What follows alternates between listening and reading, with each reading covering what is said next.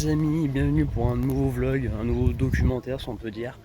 Je suis à Mulhouse pour tout simplement le musée La Cité du Train. Yeah. Voilà. Donc pour la faire court, dans cette vidéo donc, du coup on va revenir un peu sur l'histoire des trains, du patrimoine précisément, attention. Puis voilà, donc je préciserai mieux dans la vidéo, là je vais essayer de faire quelques plans. Hein, je pourrais pas trop vous expliquer comme ça, mais donc voilà, profitez un peu de la visite. Et puis moi je vous dis à plus tard.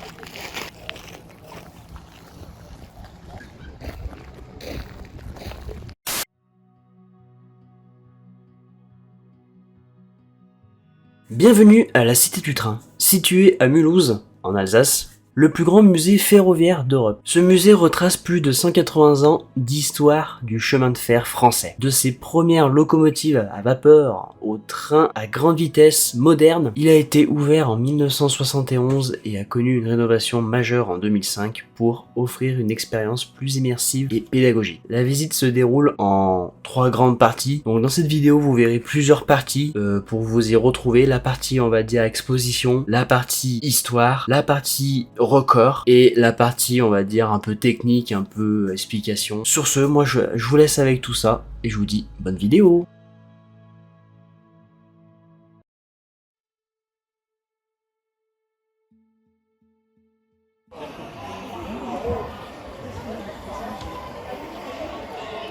C'est incroyable.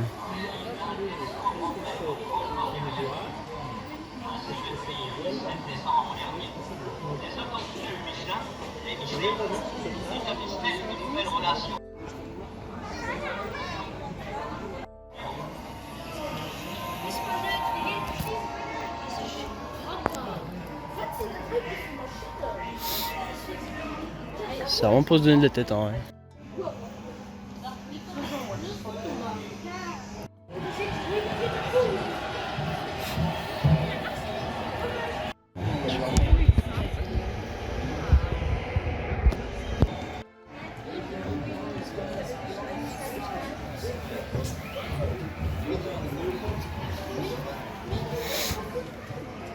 Incroyable. C'était quand même vachement étroit. Hein.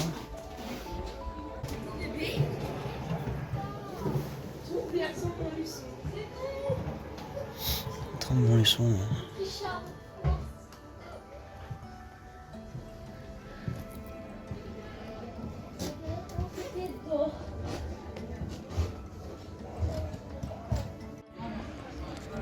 C'est incroyable ces petits trains.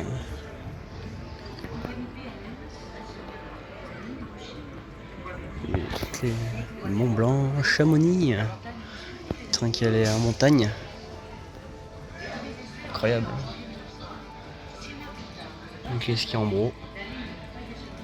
La pelle pour déneiger.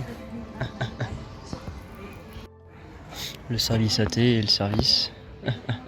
Comme à l'époque. Ils aimaient bien ça, ils aimaient bien faire ça dans le train.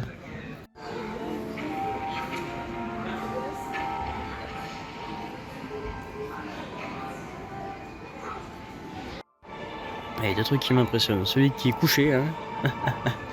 Et ce machin énorme là. Je pense que ça c'était pour déneiger ou un truc du genre. Bah oui, c'est même bien sûr. Incroyable. C'est pour déneiger. Hein.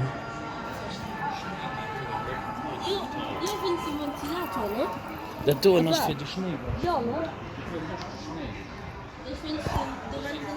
La machinerie là.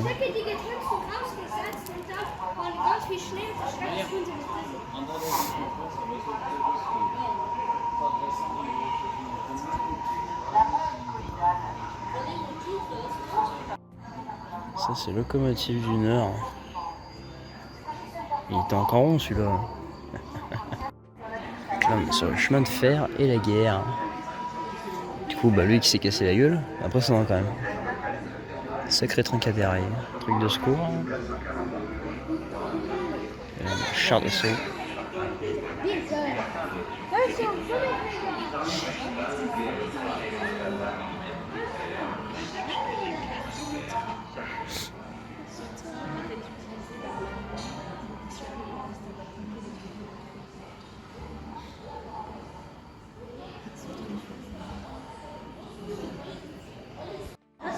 Dommage qu'on voit pas, mais sacré tank là.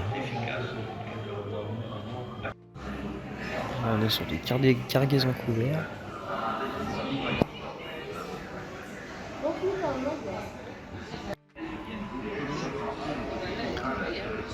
On s'en rend pas compte, c'est impressionnant.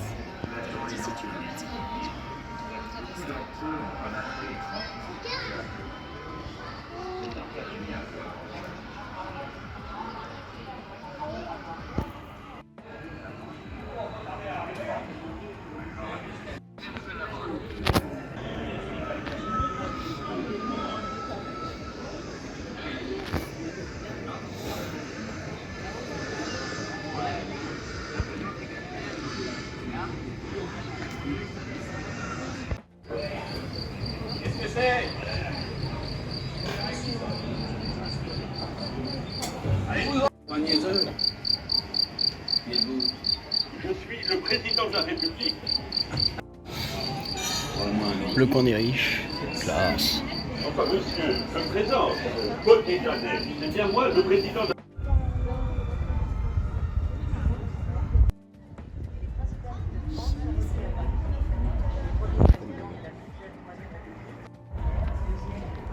Très joli, moto présidentielle, enfin train présidentiel.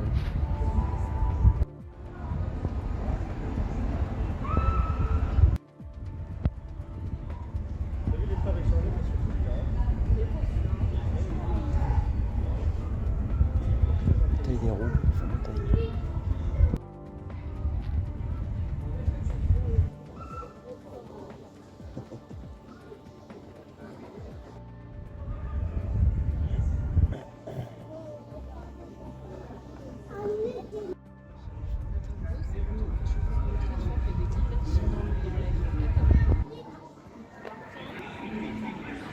Paris-Bordeaux.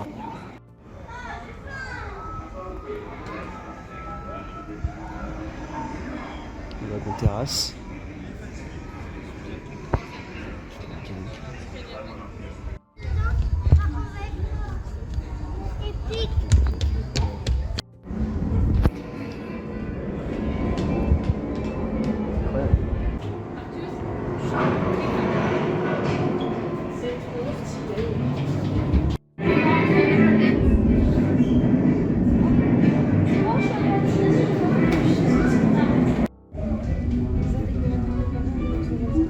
Ça fait du bien d'être assis.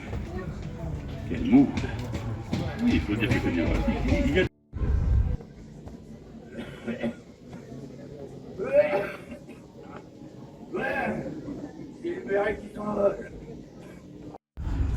Ah, c'est un truc de luxe. On va pas tarder à arriver. Voiture en ligne. Incroyable.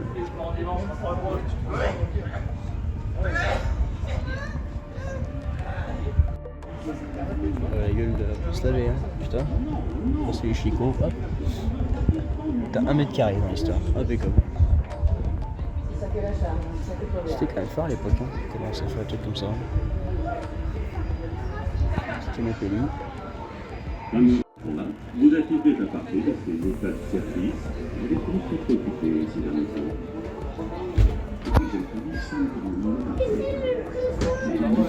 On a les petites cuisines. Tout en cuivre. Super stylé. Hein. Petite voiturette de cuisine. Le Pinaire. Le Pinaire.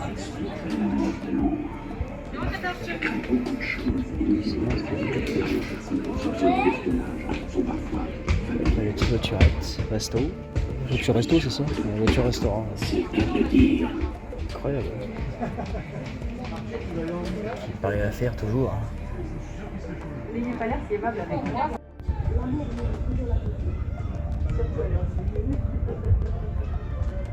Nuit et 2h du matin. Ça, c'est rien à voir là, déjà. Là. Et vous, monsieur Avec les poules. Mais non, incroyable. à minuit. Comparé à là, sûr que t'as deux styles différents. Ça, c'est fou quand même. C'est là que tu te dis, il y a comme sacré train. ne pratiquement nullement.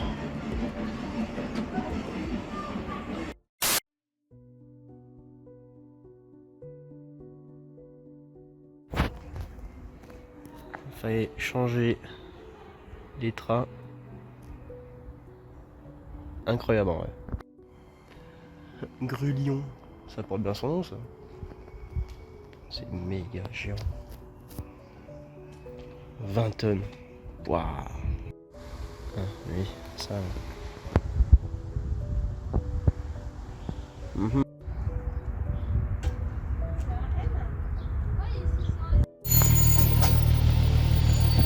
Regarde, il va aller sur les tampons de l'autre. Il va l'appeler, je crois. Donc une petite nettoyer des caniveaux, remplacer une traverse isolée qui a brûlé parce que de temps en temps il y a des traverses en bois plein de feu. Quand les trains freinent, ça dégage des étincelles.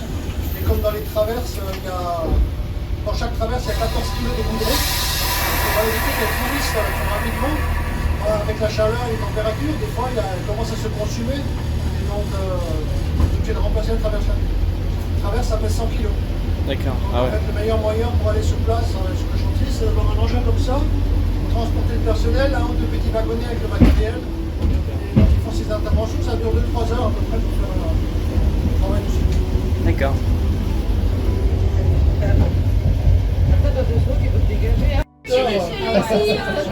Ah bah énormément, hein. Oh là là.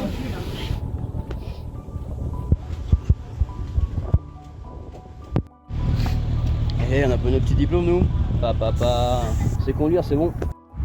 Incroyable. Petit tour de train. C'est incroyable.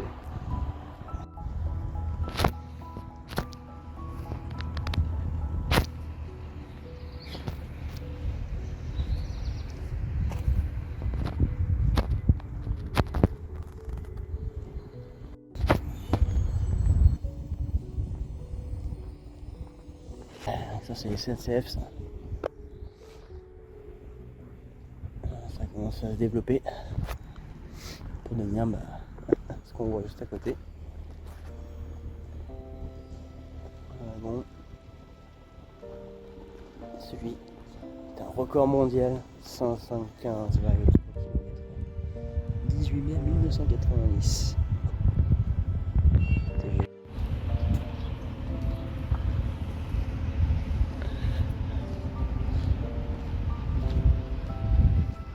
Il y a 7 tonnes, allez hop. Ça va du matos à l'époque.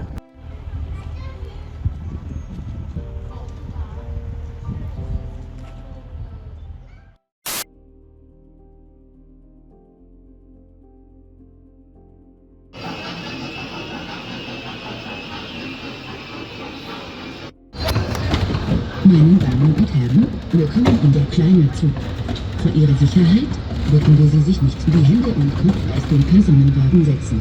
Wir wünschen Ihnen eine angenehme Reise durch die Gleis von der Geschichte. Ladies and gentlemen, welcome in the little train. For security reasons, we ask you to not leave your hands and your head out of the train. We wish you a pleasant trip through the platforms of history. Le voyage qui débute ici va nous faire parcourir plus de 160 ans d'évolution de la technique ferroviaire de 1844 à nos jours. Sur les canaux des Romains, vous allez traverser le 19e siècle, marqué par l'extension fulgurante du chemin de fer. Au cours de ce demi-siècle, la technique des locomotives à vapeur va évoluer très rapidement. 5 locomotives exceptionnelles vous attendent, ainsi qu'un train de voyageurs et un train de marchandises du 19e siècle. Dès le début du XXe siècle, le chemin de fer adopte la traction électrique qui va se développer rapidement pour la banlieue parisienne comme pour nous. Mais les compagnies font construire des locomotives à vapeur toujours plus performantes. Le PO prend livraison de la locomotive de légende, la Pacifique. La guerre de 14-18 va révéler l'importance stratégique du chemin de fer. Le ministère de la Guerre commande des locomotives simples et puissantes capable d'acheminer les pièces d'artillerie. Ce quai numéro 2 est consacré aux années 1900 à 1917. L'État transforme des voitures à essieu en motorail à essence pour les lignes minibus. Et Torre Bugatti, maître en automobile, entreprend de construire des wagons rapides. Autorail aérodynamiqueusement équipé.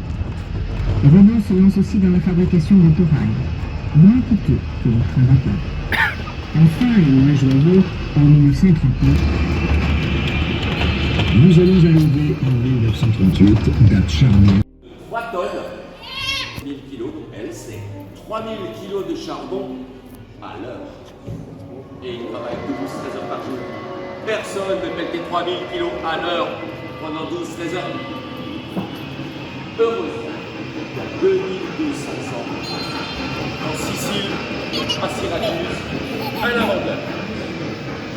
Sauf qu'il y a 2200 ans en Sicile, il y a plein de Grecs. Donc cet inventeur d'origine grecque en Italie, c'est Archimède. Il va inventer la vis d'Archimède, la vis sans fin. C'est l'appareil qui est là-bas, on appelle ça le stocker. Alors si ça c'est la locomotive, la remorque c'est le tender. Dans le bac noir, dépasse c'est le charbon. Mais cette fois-ci, ce ne sera pas des briquettes, il faut ranger. Un chauffeur ne prend pas une briquette entière avec la pelle, il faut la casser avec un pic pour prendre les morceaux. Là, tout ce système, ce sera des petits granules. Avec un moteur à vapeur, la vis tourne, les granules avancent, passe dans un tuyau qui est dans la cabine, et c'est articulé. La vis va monter le charbon vers la porte du feu, derrière la vitre là-bas. Vous voyez la grosse vis en rouge. Mais si elle s'arrête, le charbon aussi. Ça ferait qu'un gros tas de charbon dans la vis.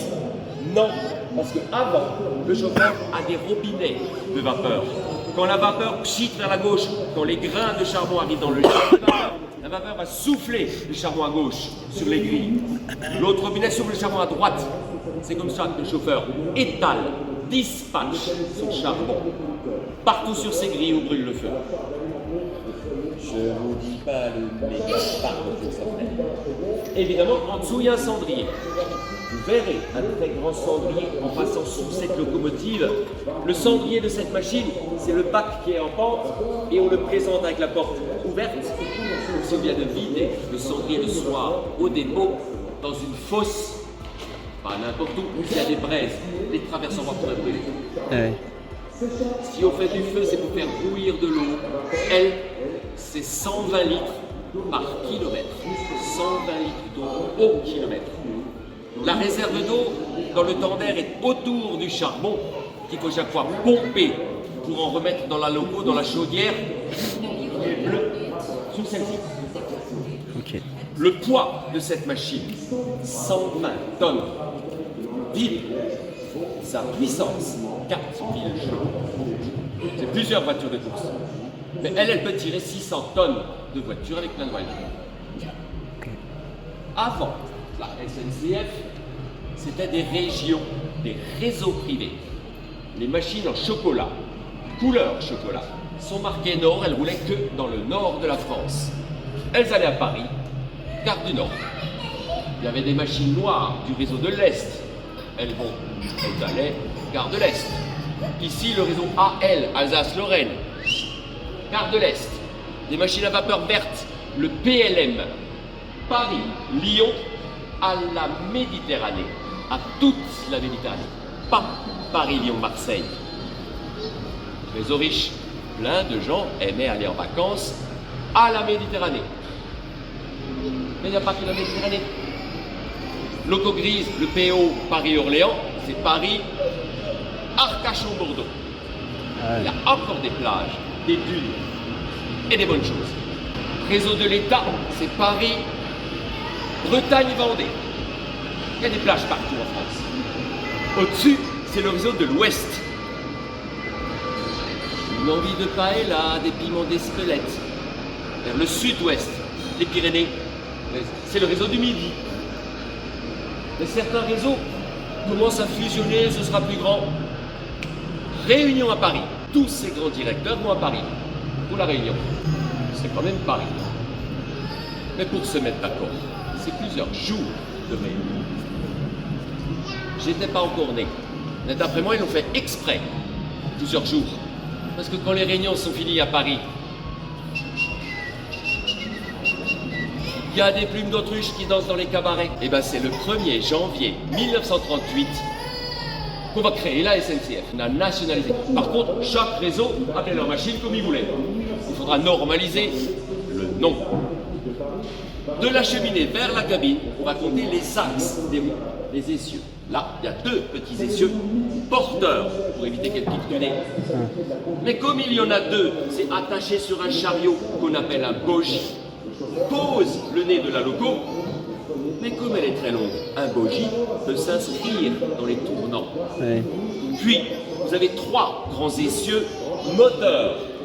Puis de nouveau 2 essieux porteurs. Ah ben là, c'est marqué dessus, sur la plaque, au niveau de la cabine. C'est marqué SNCF, Société Nationale de Chemin de Fer Français. 2 fois 2, 232. Elle, c'est son nom. C'est une 232. U, c'est vers la fin de l'alphabet, c'est la dernière. Et comme c'est la seule, on dit aussi U1 comme unique. Son tendaire, j'ai dit en noir le charbon envers l'eau. Le premier numéro de ce tendaire, 36, c'est que dans la partie verte, on peut mettre jusqu'à 36 mètres cubes. 36 000 litres d'eau de réserve. D'accord. Ce qui vous ferait une méga piscine dans le jardin. Et bien tout ce qu'elle avait là dans son tendaire lui suffisait pour un trajet. D'accord. Et évidemment, de Paris arriver à Lille, il faudra refaire le plein d'eau et de charbon. Et comme on a dehors dans la cour, il faudra qu'elle aille sur un pont tournant, une plaque tournante. Demi-tour de la loco qui va s'accrocher de l'autre côté des voitures pour repartir en marche avant dans l'autre sens. Ils disaient pas en marche avant, ils avaient leur mot à eux, il fallait rouler, cheminer en tête de train. Et si vous êtes assis dans la dernière des voitures, vous êtes assis en queue de train.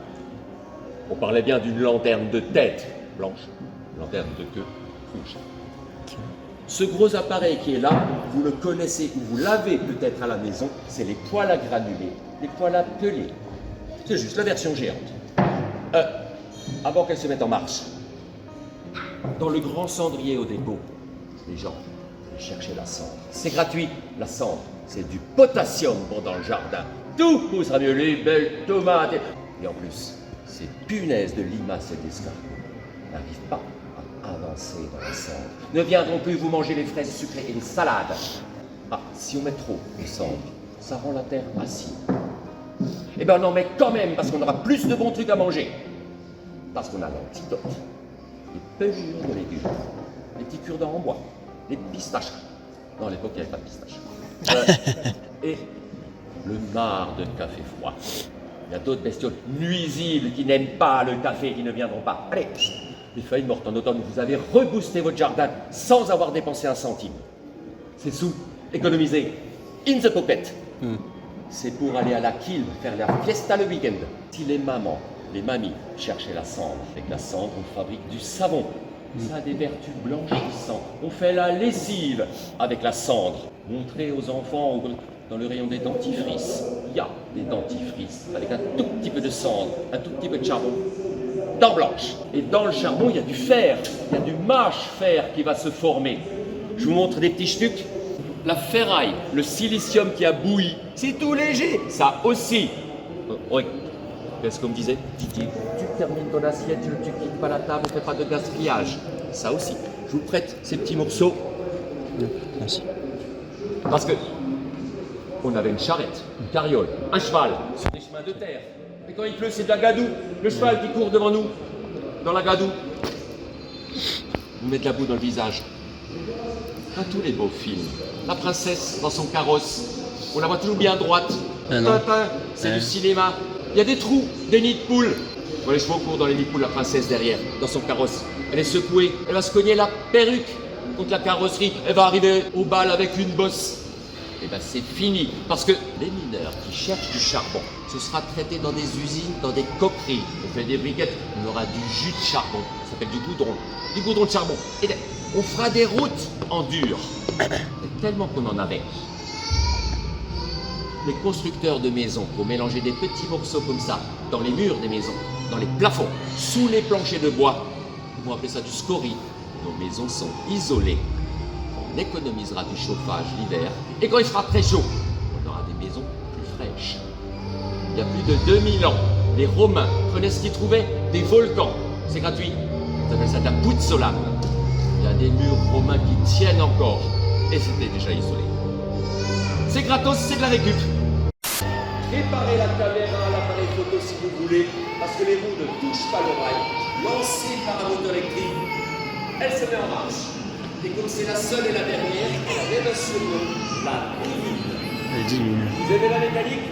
Regardez la taille de piston. Amusez-vous bien. Merci. Et avec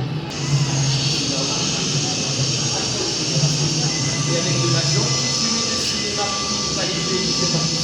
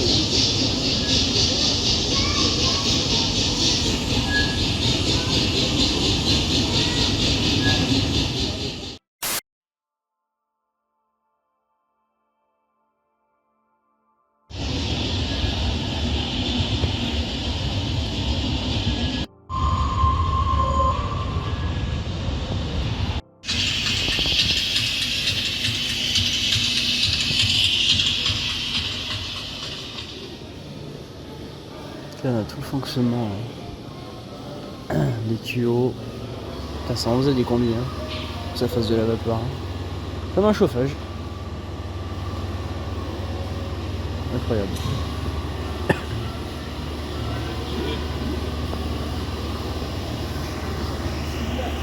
Ça reviendrait, ça ressortait là.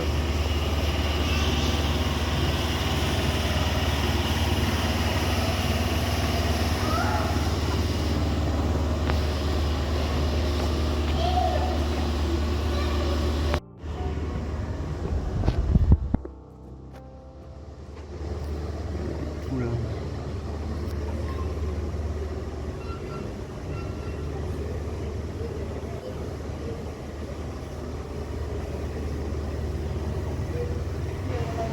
Allez, c'est là ce qu'ils étaient le charbon. D'accord.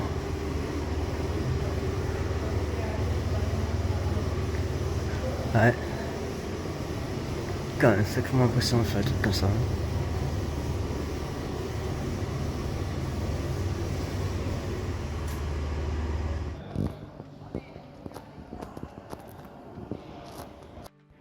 Il y avait quand même une sacrée tuyauterie. Hein. On a le charbon ici. Pour le mettre là. Et ben. Alors là. Un sacré bordel là. Moteur de traction, groupe de ventilation, inverseur de marche.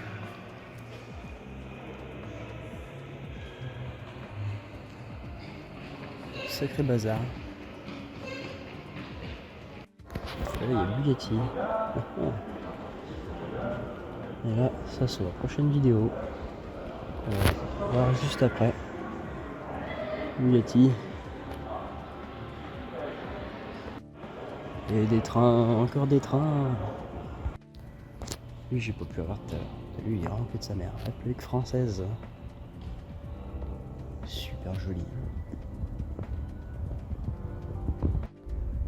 Et je crois que je viens de trouver en plus le train de Bugatti du coup, si je dis pas de bêtises. Là-bas il y a un train Renault. Et là on est sur des wagons un peu de luxe. Avec des buffets.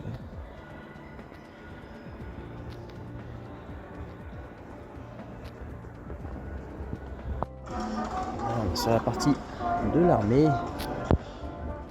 La ville Canada Amérique.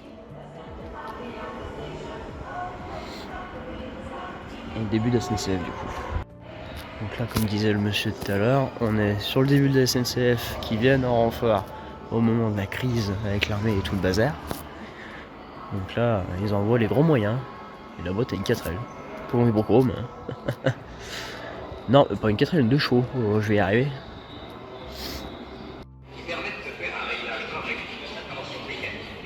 Incroyable.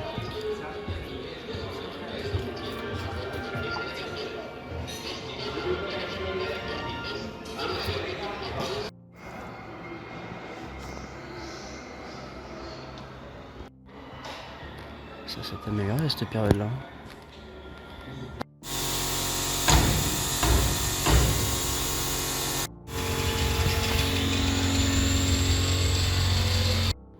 Bon, t'es arrivé là, effectivement, ça n'a plus rien à voir avec ce que c'est maintenant. Voilà.